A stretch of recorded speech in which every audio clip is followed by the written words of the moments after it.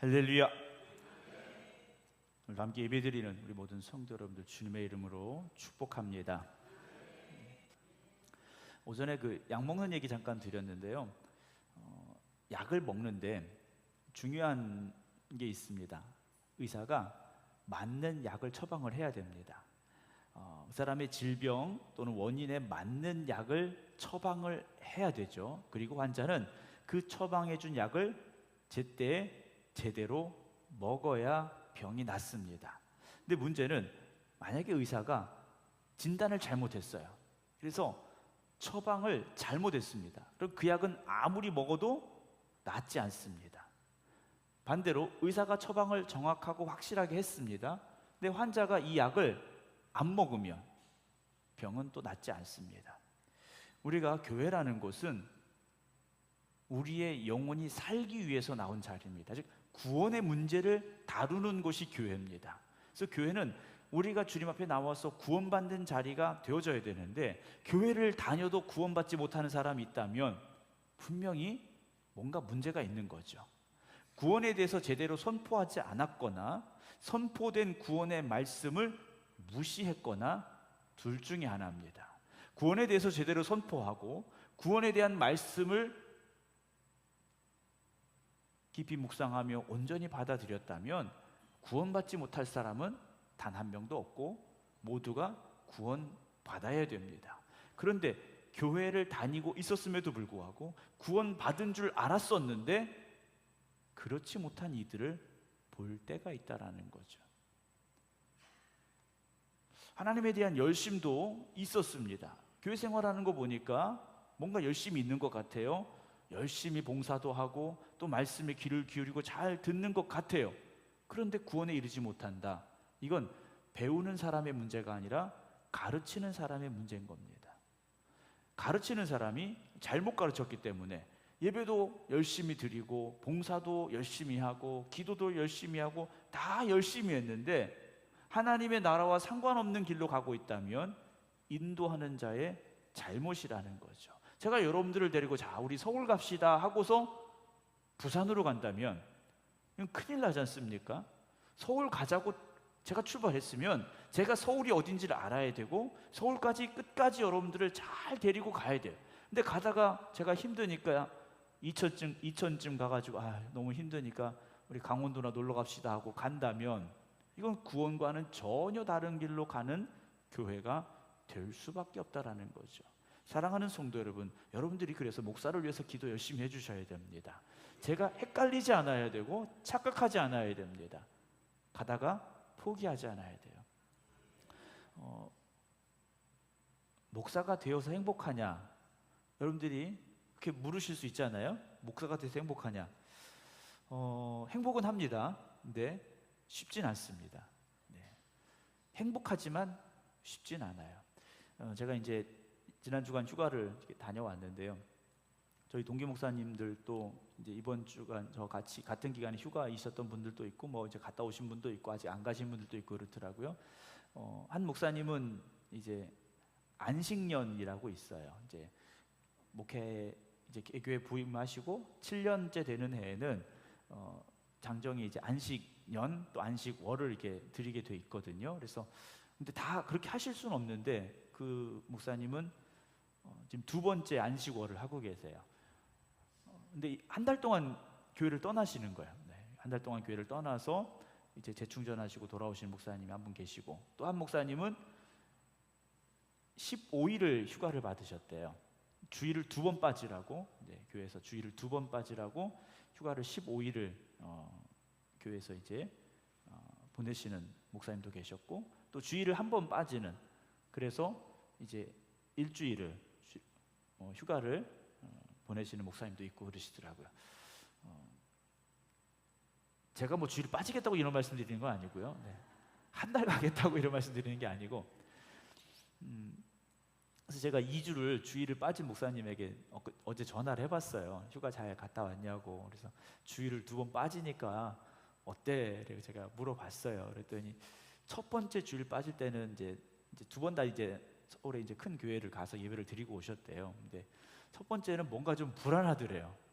근데 두 번째 주 되니까 조금 마음이 편안하더래요. 네. 누군지는 묻지 마세요. 네.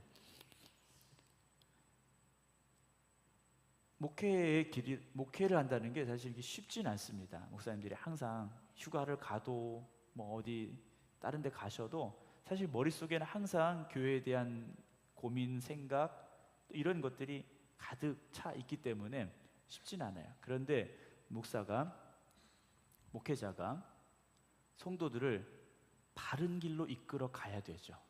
생각은 많은데 잘못된 길로 데리고 가면 안 되지 않습니까? 걱정은 많이 하는데 잘못된 걸 가르치면 안 되지 않습니까? 구약시대 선지자들이 그랬어요. 구약시대 제사장들이 그랬습니다. 하나님을 향하여서 예배드리고 온전한 예배를 증거해야 되는데 그렇지 못했어요. 또 거짓된 선지자들이 있었습니다. 자기들 생각을 말하는 거예요. 사람들이 듣기 좋은 말을 해주는 겁니다. 여러분, 제가 여러분들에게 설교할 때 듣기 좋은 소리만 하면 우리 목사님이 뭔가 조금 이게 안 되는구나 이렇게 생각을 하셔야 돼요. 설교는 들을 때 가슴이 찔려야 됩니다.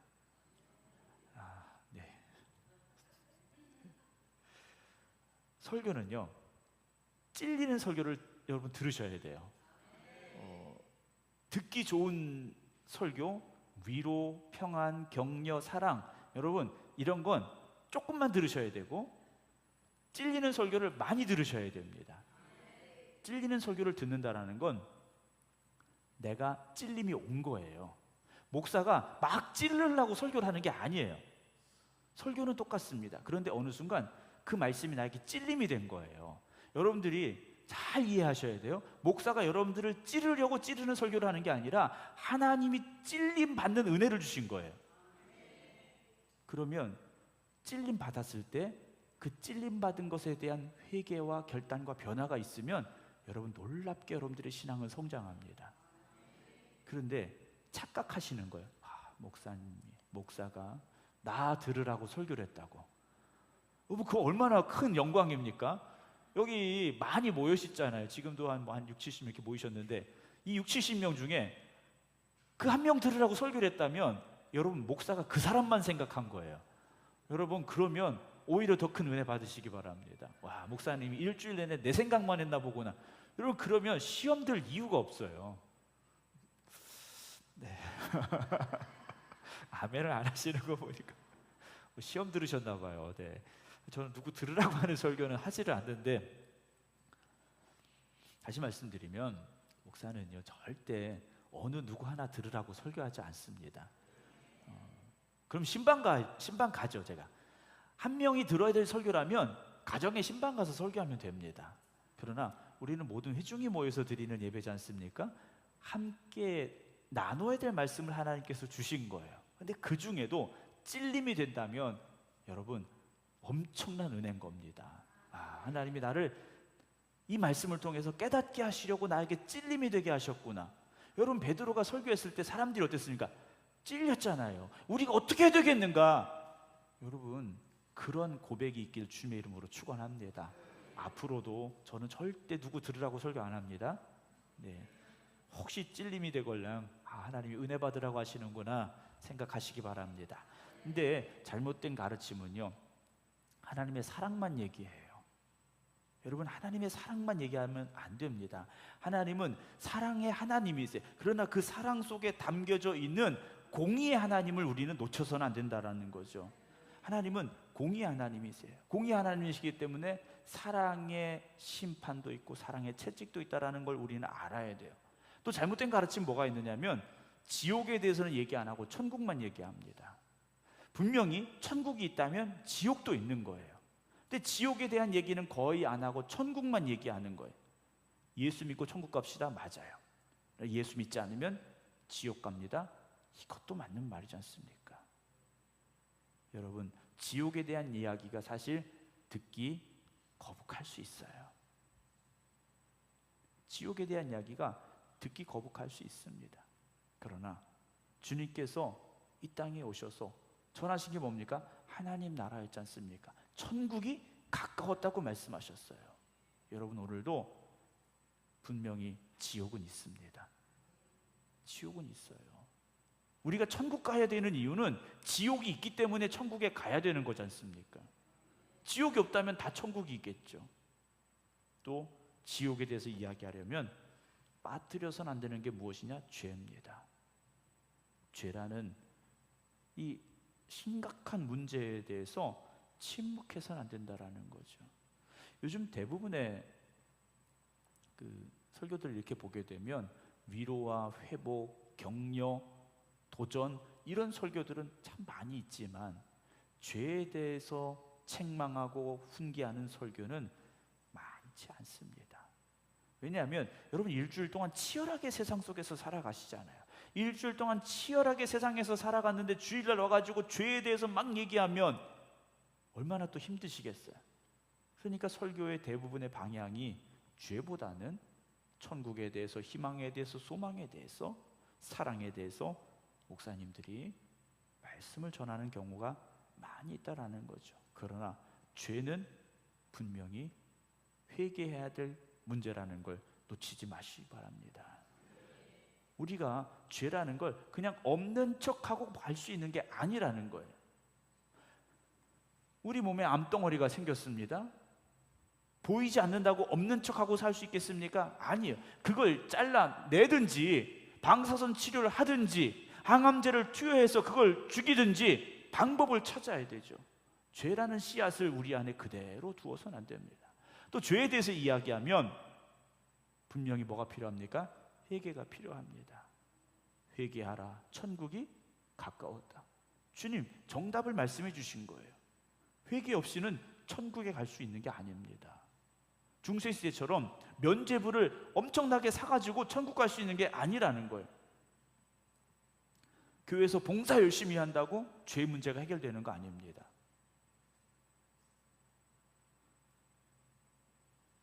주의 이름을 부르는 자 구원받는다? 맞습니다. 그러나 주의 이름을 부르기까지 처절한 나의 죄에 대한 고백과 회개가 분명히 있어야 된다는 거죠. 여러분, 세례라는 것은요, 내가 죽었습니다라는 고백이에요. 세례는 원래 침례로 행해지지 않습니까? 주님도 요단강에 가서 이 침례를 받으셨어요. 물속에 완전히 들어갔다가 나오신 거예요. 육신으로서 어찌 보면 죽었다 다시 살아나심에 대한 고백의 시간이었고, 모든 죄를 그 물에 흘려 내려보낸다라는 그런 의미도 담겨져 있다라는 거죠. 여기 있는 여러분 세례 받으셨지 않습니까? 그렇다면 죄에 대해서는 죽은 사람이 되어져야 됩니다. 더 이상 죄의 종로로 타지 말아야 된다라는 거죠. 그래서 죄에 대해서 회개하고 죄의 문제를 해결했습니다. 그럼 그 다음에 어떻게 살아야 됩니까? 성결하게 살아야 됩니다. 거룩한 삶을 살아가야 된다라는 거죠. 그리고 구원에 대한 확실한 고백을 가지고 살아가시기 바랍니다.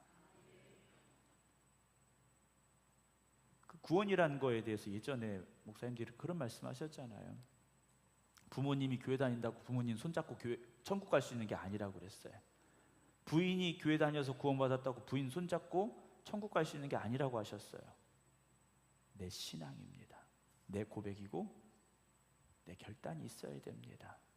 사랑하는 성도 여러분, 오늘 저와 여러분들은 분명히 구원의 문제 앞에서 나는 구원을 받았음에 대한 확신이 있으셔야 되고, 구원받은 사람답게 살아가는 신앙의 모습이 분명히 있어야 됩니다. 우리나라 이단들이 많이 있지 않습니까? 우리나라 이단이 많이 있는데 미국에도 이단이 많습니다. 미국 이단이 많은데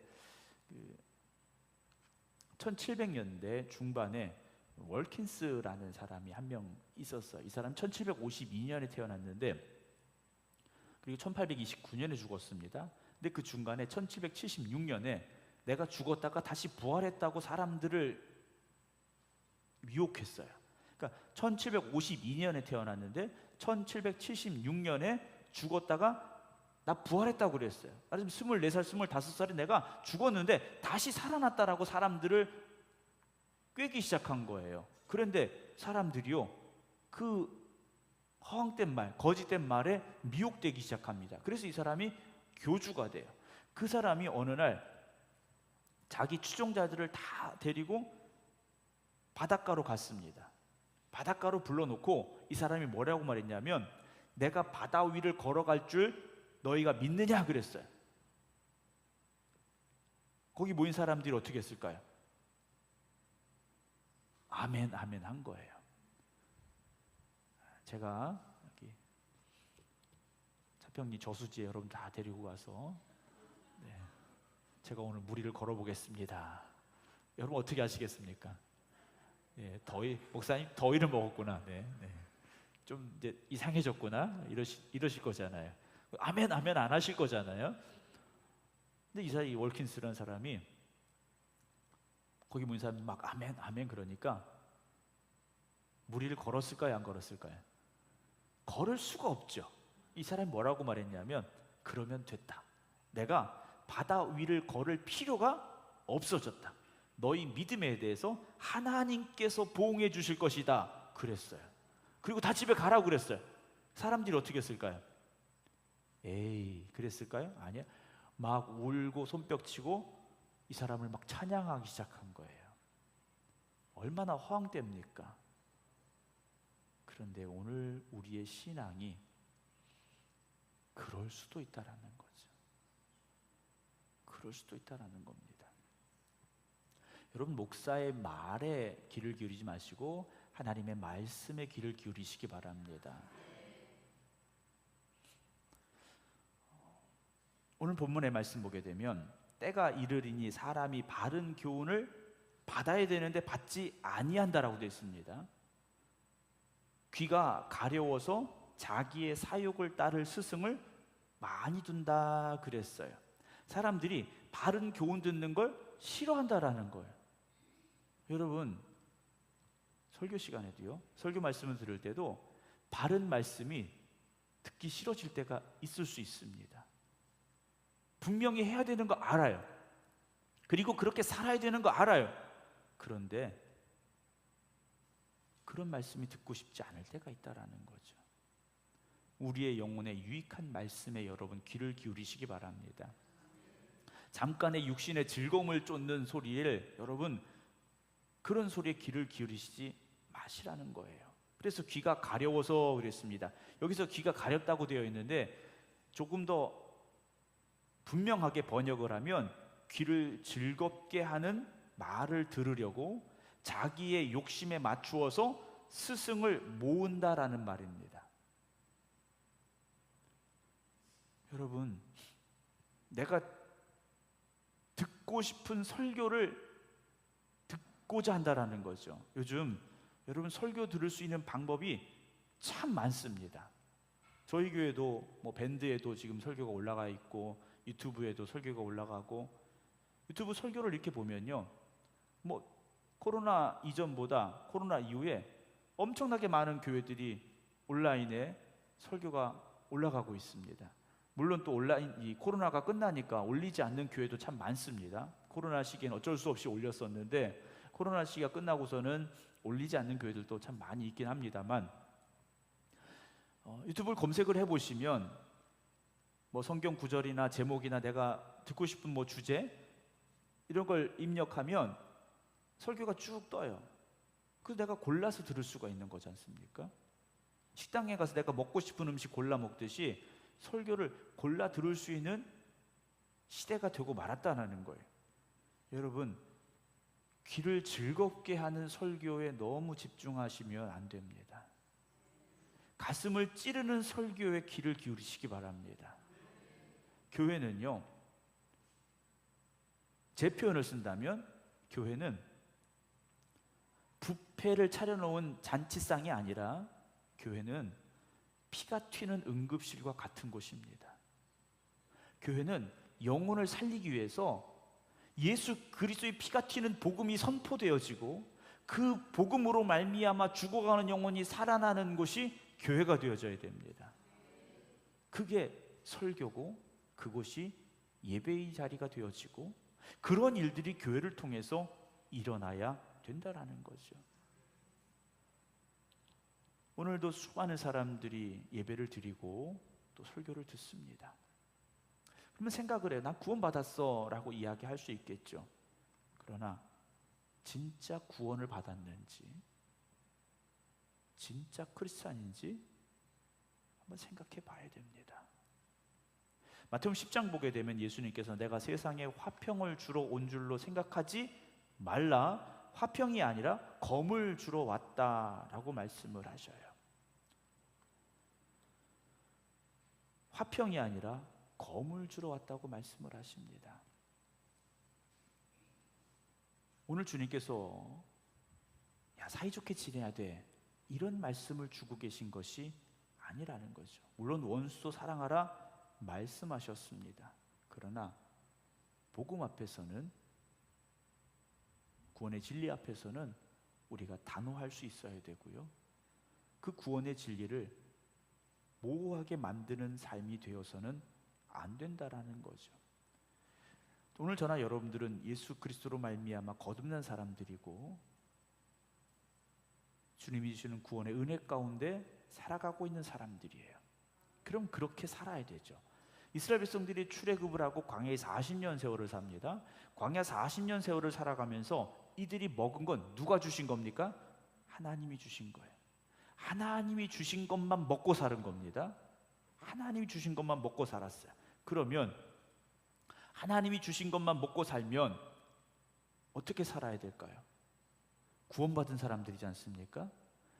홍해 바다를 통해 세례받은 사람들이에요. 구원받고 거듭난 사람들이에요. 그러면 은혜와 감사가 넘치는 삶을 살아야 되는데 그 40년 광야 세월 동안 이들이 어떤 삶을 살았습니까? 불평했다라는 거죠. 고린도전 10장 5절 보면 그들의 다수를 하나님이 기뻐하지 아니하셨으므로 그들이 광야에서 멸망을 받았다라고 되어 있습니다. 오늘 교회는 구원받은 사람들이 모인 곳입니다. 광야 같은 곳이에요. 여기서 하나님 주는 말씀을 받아 먹고 은혜로 살아가는 사람들입니다. 그러면 우리는 하나님이 기뻐하시는 사람이 되어져야 됩니다. 그렇죠? 하나님이 기뻐하시는 사람이 되어져서 천국까지 가야 될 사람들이에요. 그런데 그 중간 우리가 살아가는 이 삶 속에서 광야의 이스라엘 백성들과 같이 하나님이 기뻐하시지 않는 일, 기뻐하시지 않는 생각, 기뻐하시지 않는 삶을 살아가고 있을 수도 있다라는 거죠. 왜 이런 일이 벌어집니까? 바울은 고린도 10장에 형제들아 나는 너희가 알지 못하기를 원하지 않는다라고 말해. 그 광야 사건에 대해서 정확하고 분명하게 알라고 바울은 말하고 있다라는 거죠. 여러분, 오늘 지금 우리가 하나님을 대적하지 않죠. 대적하지 않고 있습니다. 하나님을 욕되게 하지도 않아요. 그런데 영원히 그럴 수 있을까라는 거죠. 정말 나에게 좋은 일만 일어나고 기쁜 일만 일어나고 행복한 일만 있고 감사할 일만 있다면 여러분 하나님을 욕되게 살거나 하나님을 대적하지 않을 겁니다. 그런데 문제가 생기고 어려움이 생기고 환난이 찾아오고 걱정이 가득하고 여러분 그럴 때도 하나님을 찬양하며 살 수 있겠는가 하는 거죠. 성경은 분명히 말씀하고 있어요. 바울이 고린도 10장에 사람이 감당할 시험 밖에는 너희가 당한 것이 없나니 오직 하나님 미쁘사 너희가 감당하지 못할 시험 당함을 허락하지 아니하시고 시험 당할 쯤에 또한 피할 길을 내사 너희로 등이 감당하게 하신다. 여러분 잘 하시는 말씀이잖아요. 감당할 시험만 주시고 문제가 왔을 때 감당할 수 없으면 피할 길도 주신다고 하셨다라는 거예요. 그런데 문제 앞에서 그럼에도 불구하고 감사하고 있느냐라는 거죠. 와, 하나님께서 문제를 주셨네? 내가 감당할 수 있는 힘이 있으니까 주셨네? 여러분 이렇게 말할 수 있습니까? 그 감사함을 여러분 뺏기지 않을 자신이 있습니까? 광야 이스라엘 백성들이요, 하나님의 은혜가 풍성함에도 그들은 범죄했더라는 거예요. 하물며 세상의 이 치열한 삶을 살아가는 여러분들이 문제와 어려움과 환난 가운데서도 그 신앙을 끝까지 지켜갈 수 있겠는가라는 겁니다. 오늘 저와 여러분들은 분명히 구원받은 사람들이고 그 구원의 은혜를 끝까지 지켜가야 될 사람들입니다. 그런데 왜 중간에 시험 받고 왜 시험 당하고 그 시험 앞에서 흔들리느냐? 완전한 구원에 이르지 못했기 때문이라는 거죠. 완전한 구원에 이른 사람은 어떤 시련에도 흔들리지 않습니다. 오전에 말씀을 드린 대로 지금 내 앞에 십자가가 다 있고 내가 그 십자가에서 잘려 죽는다 할지라도 절대 흔들리지 않습니다. 그런데 그 완전한 구원에 이르지 못한 사람은 언제든지 십자가 버리고 도망갑니다. 언제든지 하나님 버리고 도망갑니다. 고린도서 9장 27절에 바울은 내가 내 몸을 쳐 복종함은 내가 남에게 전파한 후에 자신이 도리어 버림을 당할까 두렵기 때문이다 라고 말합니다. 바울은요, 병도 고쳤고요, 귀신도 쫓아냈고요, 가는 곳마다 복음을 전했던 사람이에요. 놀라운 역사를 체험했고 행했던 사람이에요. 그런데 자신도 실족할 수 있다라는 두려움이 있는 사람이었다라는 거죠. 그래서 날마다 자신의 몸을 쳐서 말씀 앞에 복종하는 삶을 살려고 힘썼다라는 겁니다.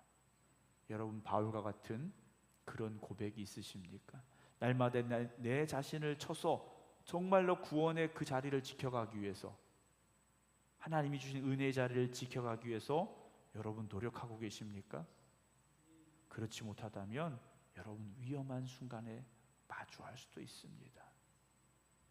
위기의 순간이 우리에게 찾아올 수도 있다는 것이죠. 여러분들은 하나님께서 구원하시려고 부르신 사람들이에요. 세상 가운데 내버려 두지 아니하시고 하나님 나라 백성으로 삼으시려고 부르신 사람들입니다. 그 하나님의 선택하심을 여러분 감사함으로 받으셔야 되고, 그 하나님의 선택을 여러분 끝까지 지켜가시기 바랍니다. 하나님은 선택하셨는데 그 사랑의 손길을 뿌리쳐서는 안 됩니다. 여러분 영적으로 긴장하시기 바랍니다.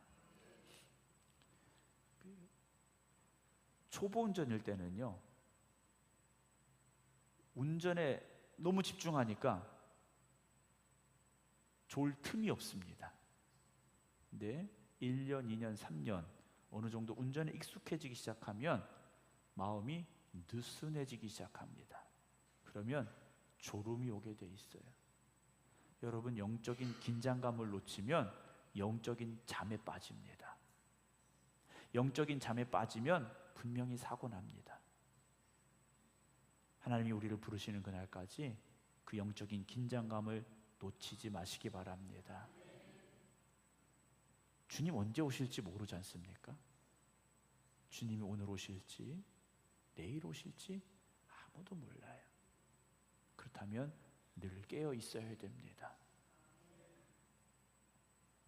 등불을 준비하고 신랑을 기다렸던 지혜로운 다섯 처녀와 같이 오늘도 주님 오실 날을 기다리면서 구원의 확신 가운데서 우리가 받은 구원을 끝까지 지켜갈 수 있는 모든 성도들 되시기를 주님의 이름으로 축원합니다. 기도하겠습니다.